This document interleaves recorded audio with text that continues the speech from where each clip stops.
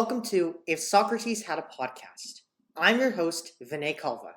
Today, we will explore a subject that has long bewildered humanity: war. No matter when they happen, wars devastate communities and change even the most virtuous humans. Despite this, wars seem to be commonplace and continuous in human history. Indeed, several are occurring as we speak. In today's podcast, we will explore why war happens, as well as the hierarchies that exist in societies which wage those wars.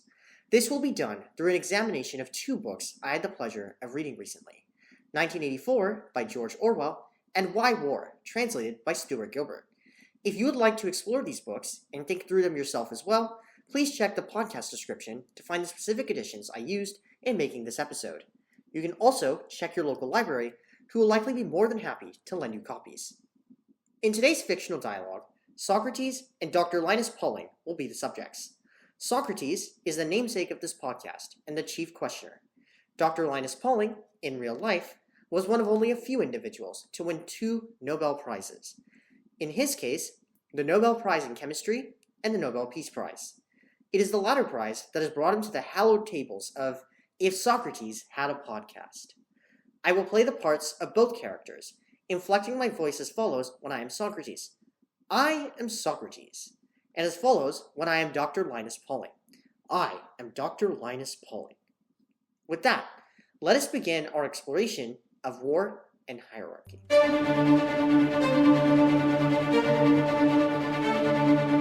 Dr. Pauling, what a surprise! Why have you come to my humble quarters at this hour? What advice could I possibly give to you, the winner of 2 Nobel Prizes? Socrates, you are the greatest philosophical mind the world has ever known. I have doubts and queries, and only you shall clarify them. Martin Luther King Jr. wrote highly of you in his letter from a Birmingham jail, writing that you felt that it was necessary to create a tension in the mind so that individuals could rise from the bondage of myths and half-truths to the unfettered realm of creative analysis and objective appraisal. Well, if only I could tell him that he has been too kind in so many words. He is not. I believe the same about you, Socrates. Why else would I travel all the way from North America to Athens? I insist that he has. Your suffering, pitiable as it makes me, does not render my judgment different. I must accept your judgment, Socrates. However, King expresses my purpose here quite accurately.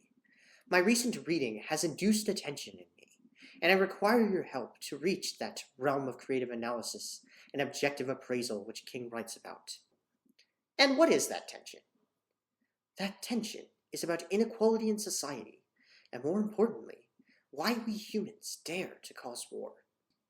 It is a beautiful day today. Come, let us walk up the hill to appreciate the view. While we do, tell me about those books that caused you so much tension. Surely, but they are recent. The first I recall was 1984 by a certain George Orwell. The second I remember well, it was Why War, translated by Stuart Gilbert. I don't know that latter fellow. Perhaps you can enlighten me about those texts. I could be of more help to you had you suggested the Greek classics, the Iliad, the Odyssey, a steady dose of Sophocles, or even the dreaded Aristophanes. I certainly have read those poems and plays, and would readily discuss them with you at another time. However, I have not allowed these texts to affect my understanding of the current ones, and thus ask that you help me rise above this mortal plane of deserts, in terms of thought, of course. Let us begin, then, with the texts that you have brought to me. Tell me, Linus, briefly if you will, what these books are about, and please lend me a copy of each for my own reading and reflection. Certainly I shall lend you my copies, which I have brought with me. As for the texts, I will explain them briefly. The book 1984, it is said in the author's introduction, is the most famous work of George Orwell. To my knowledge, the blurbs write of its immense relevance. The story occurs in Oceania, a state that consists of a large portion of the world, and is ruled by English socialists, Ingsoc they call it. This society is perhaps the most insufferable I could ever imagine. It is poor, and its energies go only to war. The members of the party are subject to the reign of telescreens, which detect their every statement and expression at any and every moment.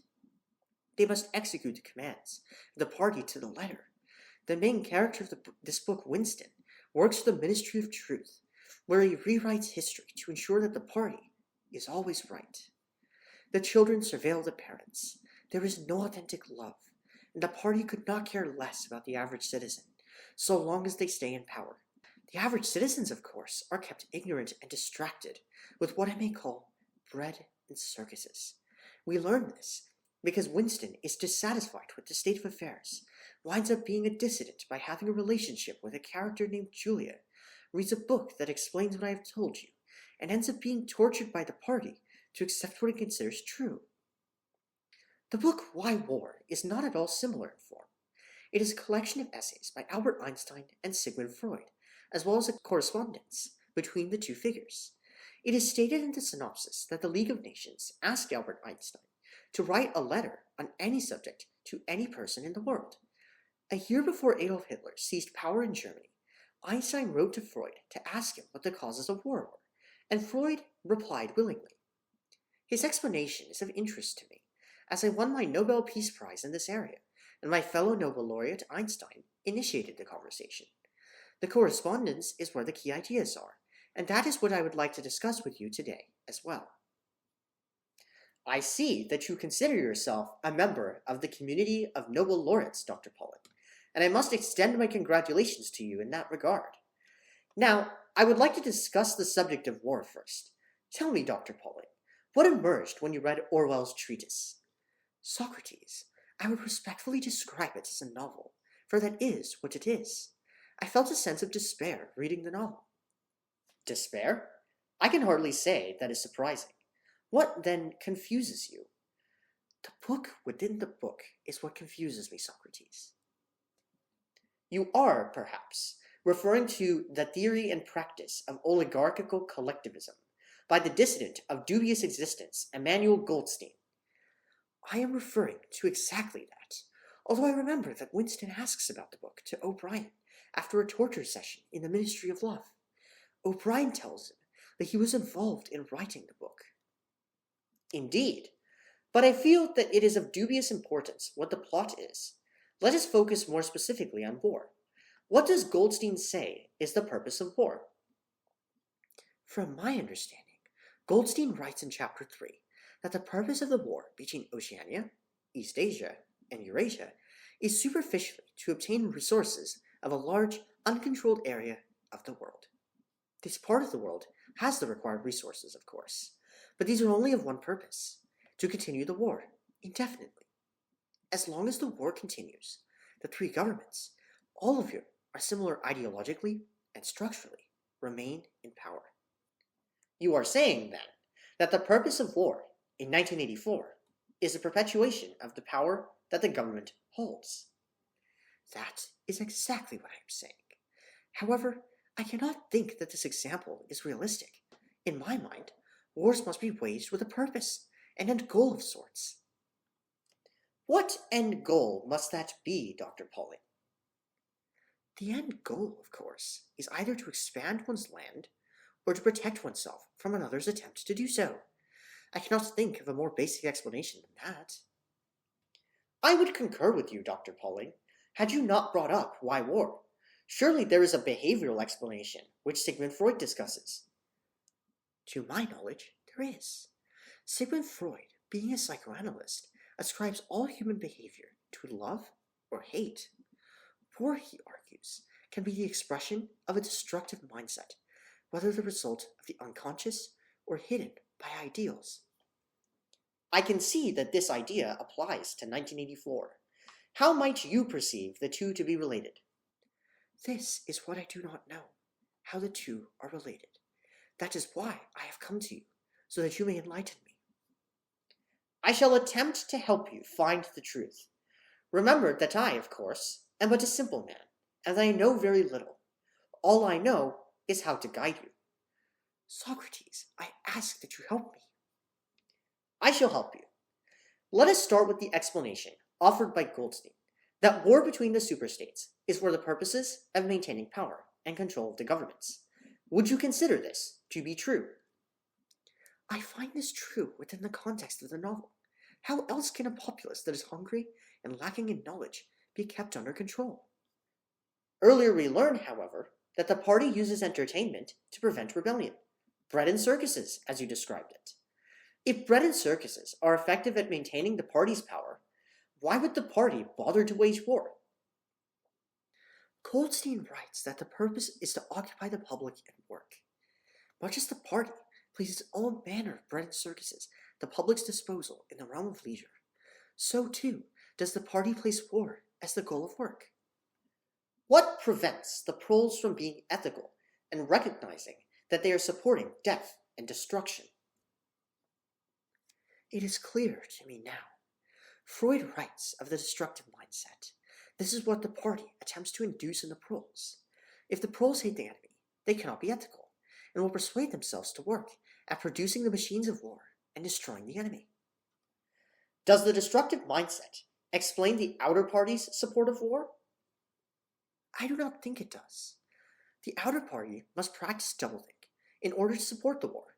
They know that the war exists only to entrench the party, but must believe otherwise to keep their life and jobs. How is it possible, given that the theory and practice of oligarchical collectivism is a forbidden book? Well, it is possible that everyone has read it. Additionally, Oceania has not completely erased Oldspeak. Presumably, that would mean that Oldspeak material against the war is somehow circulated in a thoroughly surveilled society. That, to me, seems unlikely. Accordingly, I must consider your explanation implausible. Socrates, I must take a moment to think of another answer. My mind is clearing, but not fast enough. It will help if we pause for a moment and appreciate this most excellent viewpoint at which we are speaking. Dr. Pauling, I certainly agree with you. I am not quite sure how he chose this point, yet it has managed to be excellent for the purpose of seeing Athens.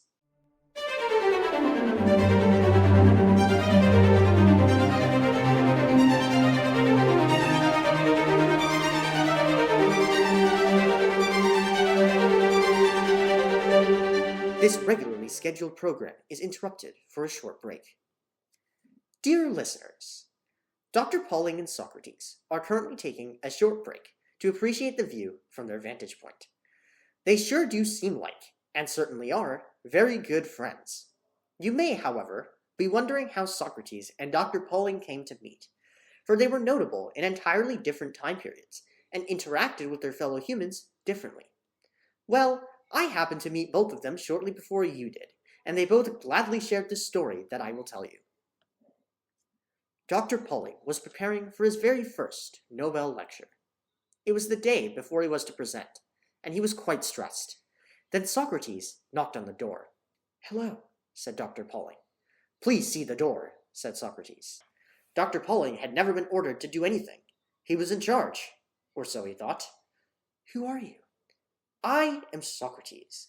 I am the man who all know, yet cannot be sure they know." "Well, I didn't know you existed." "You did not?" "No, I did not." "Surely you learned some philosophy." "All I learned was 5 million thinkers, of whom I have forgotten all and remember none." "Did you write them down?" "Yes." "Of course you forgot. You can't write things down. You will forget whatever you wrote." "But I wrote down my Nobel lecture." "So you will forget it." "No, I wrote it down so that I won't forget it." "I don't understand. Who in the world writes things to avoid forgetting them?" "Everyone. You just go away. I need to breathe, and I can't with a stranger like you." Dr. Pauling slammed the door and ran away to his closet. He then noticed that he had lost everything. Nothing was inside his bag. Whatever was outside had vanished and was not in his drawers. Who dared to rob the room of a prospective Nobel laureate? He did not know. That is, until the entire Athenian court came into the room. They asked if he knew where Socrates went. Dr. Pauling said that he did not know. The court went into a frenzy. "Socrates must die! That traitor to the Athenians had better run out here." "This horrid corrupter of the youth escaped, but not for long." "Oh dear," wondered Dr. Pauling. "What sort of people are these?" He frantically ran outside his room again, and saw that Socrates was huddled in a corner, contemplating what to do. Dr. Pauling took Socrates' hand, ran to the next room, and hid Socrates there. He then ran towards the court and told them to leave the hotel before the Nobel Peace Prize Committee, led by none other than Zeus, was to hear of their affront to knowledge and wisdom. They left frantically, and Socrates was thus left entirely unscathed. It was from then onwards that Dr. Pauling and Socrates became great friends, and had the conversation that you have the pleasure of hearing today. As to how it came to end up on a modern platform like this, I have no idea. Nevertheless, here we are.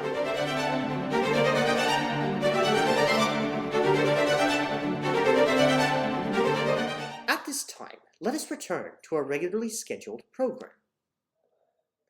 What an amazing view that was. Indeed. It was worth the time I spent searching for it. Let us stay here for a little while, Dr. Pauling, before we return to my quarters again. I agree, Socrates. Now, what were we speaking about before? Yes, that's right. It is my view that the destructive instinct does not exist among the outer party. If this were true, why does the party find it necessary to force the 2 minutes hate? The 2 minutes hate is applied towards nebulous dissonance, not towards those who oppose war. Why, then, does the 2 minutes hate described initially involve showing the exaggerated figures of East Asian soldiers? I recognize the point that you are attempting to make. The destructive instinct must exist among the outer party and be directed towards the two enemies. How does the destructive instinct explain the need to target dissonance? The destructive instinct is an expression of hate in psychoanalysis, is it not? To my knowledge, you are correct. And we both acknowledge that the party does not want dissonance? I must agree. And the dissidents will struggle if they are hated? I cannot object. The destructive instinct is thus responsible for targeting dissidents.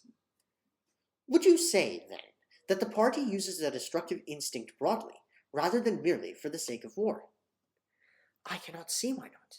I am merely doubtful whether it is appropriate to reach a general conclusion from two occurrences. I recognize your concern. However, I must object, as hate is foundational to ingsoc. I suppose this is true. It is written by Goldsmith that the object of love in Oceania is Big Brother, and Big Brother only. I see the argument you are attempting to make. If the only object of love is Big Brother, then all other objects must be objects of hate. I would. After all, psychoanalytically speaking, those are the only two types of instincts. However, Freud cautions that the instincts are often blended together. An instinct of love is frequently combined with an instinct of hate, leading to a variety of outcomes. It would make sense to say, then, that love for Big Brother is combined with hate for all else. How can we be certain that the two are combined, and not merely manifestations of separate phenomena? Well, the sole objective of ingsoc is to maintain control by means of forcing the subjects of Oceania to love Big Brother. To promote the same, the inner party ensures that no other object can compete. Notably, 1984 emphasizes that the party goes to great lengths to prevent romantic love from ever succeeding, as that would challenge the monopoly of Big Brother in the realm of love. It does this by inculcating fear of romantic love, which results in hate of romantic love. This hate leaves only Big Brother. Your explanation seems, to me, logical and sensible. I do not understand, however, how fear results in hate. Well, fear cannot result in love, can it? It cannot. Can fear result in disgust? It cannot. If we similarly ask if fear results in any other emotion, we can eliminate almost every other emotion, except happiness. Fear can result in happiness. How so? If one fears something, they will avoid it.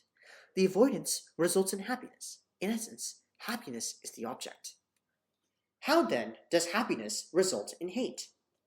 Does anyone actively wish to be unhappy? To my knowledge, no. Thus, if a happy person can choose between what makes them happy and what makes them unhappy, which will they choose? That which makes them happy. What will a person do if forced to do something which makes them unhappy? They will fight, fly, or freeze. Why do they act in this manner? They dislike the stimulus, or they fear it. And dislike is hate, is it not? It must be.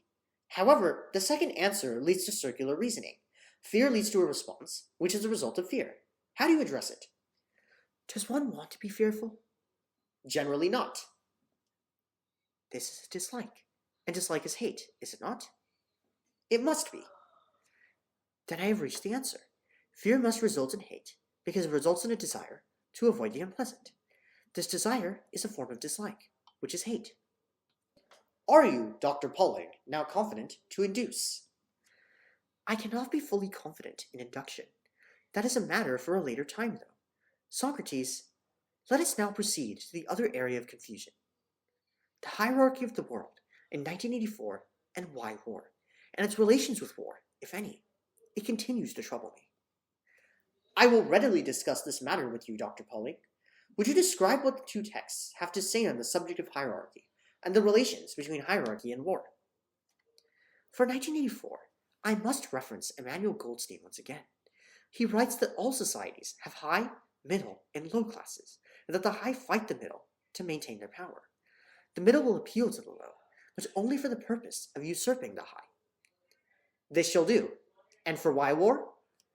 I must admit that the basis for my conjecture is rather limited in the case of why war. It is only that Sigmund Freud writes that legal inequality can result in internal conflict.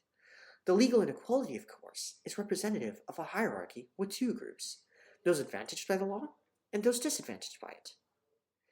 It appears that, superficially, there is no similarity. However, we cannot be sure of this, pending a further exploration. Let us examine the notion of hierarchy through Freud's frame, the law. This is of no help, Socrates. How can it be that the high and middle are subject to different laws than the low? Let us examine your formulation. If Freud's theory were to be applied, your way is one way to do it. However, consider what Goldstein stated about the hierarchy. What did he argue? Well, the middle wants to take the position of the high, correct? This is true. And the high, of course, would oppose such a measure. I cannot disagree. How would the high oppose the middle? In essence, how would the high stop the middle in their tracks before reaching the point of war? The laws, I suppose. They would design laws that disadvantage the middle. If the laws disadvantage the middle, then which group in Freud's formulation are they a part of? Those advantaged by the laws, or those disadvantaged by them? I suppose they are in the group disadvantaged by the laws. Precisely. That is how Freud and 1984 are connected. Now, on the subject of war, we can refer to the text to develop a unified explanation of how hierarchy results in war. Which text takes precedence, Socrates? Patience, Dr. Pauling. Neither does, for both can be used to explain how hierarchy leads to war.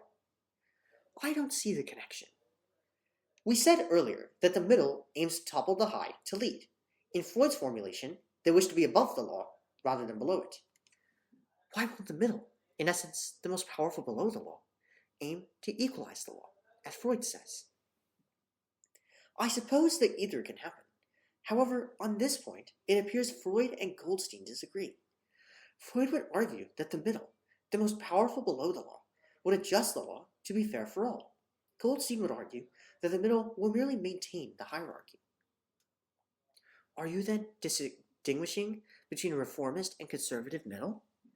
I am, Dr. Pauling. I suppose Goldstein is more correct. After all, the inner party is in power because it knows what was written. I mean, it wrote the book.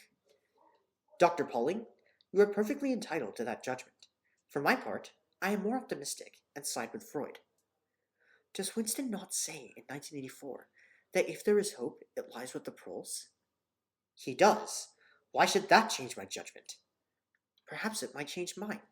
In 1984, the proles are the lowest class, the low in the formulation made by Goldstein.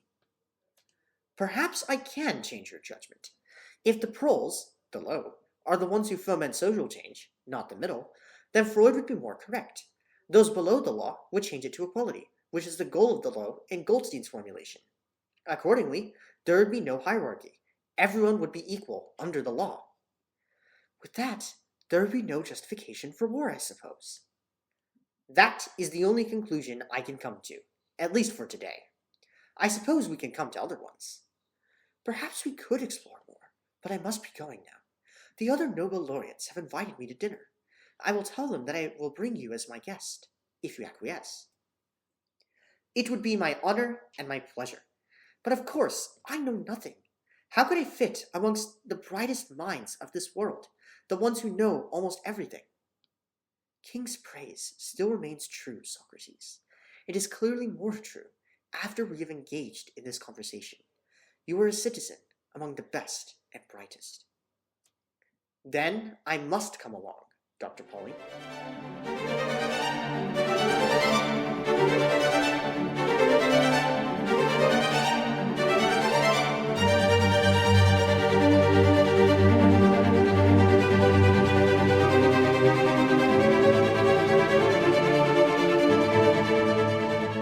This concludes the inaugural episode of If Socrates Had a Podcast. As noted in the beginning, you can find the specific editions of the texts in the podcast description. If you have any questions or would like to suggest books or notable people that I should feature on this podcast, reach out by sending me an email at ishap.podcast@gmail.com. That's ishap.podcast@gmail.com. I hope that you learned something new and exciting today and enjoyed the brief intermission. If you like what you heard, stay tuned for my next episode, coming up in 2 weeks. Thank you very much for your time, and have a wonderful day.